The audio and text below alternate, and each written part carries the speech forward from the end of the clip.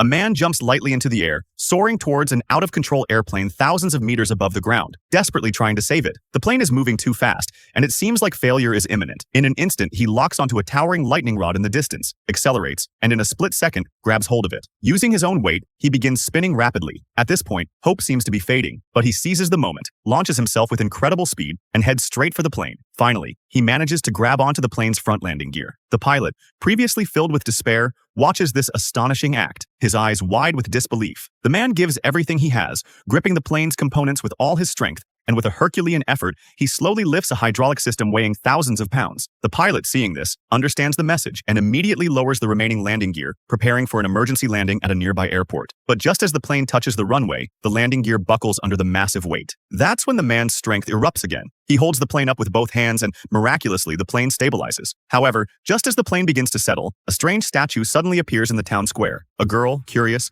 steps closer to take a picture when, unexpectedly, the statue's fingers begin to bleed, followed by blood streaming from its eyes. The crowd freezes in shock, unable to move. The police quickly arrive and determine that this isn't a statue at all. It's a human body. The victim had been subjected to unimaginable torture, with multiple bones deliberately broken and reshaped. The inscription on the base of the statue provides a chilling clue. It seems to be the killer's signature, as if an artist leaving his mark on a finished creation. Just when the case seems to stall, another human statue is discovered in the town. This time, the victim is a young boy, breaking the pattern that the killer only targets women. At a standstill, the police spot a one-eyed man who seems suspicious. He's alone in a dimly lit room when, suddenly, a sharp pain strikes his missing eye. He instinctively holds his eye, but what happens next terrifies him. His surroundings start to distort. The dark apartment transforms into a bright art studio, with colorful crayon drawings on the walls. The most bizarre thing, however, is that on a computer screen, a symbol appears, the very same one found on the statue. He trembles as he covers his missing right eye, no longer able to distinguish what's real and what's illusion. But all signs point to one unsettling truth.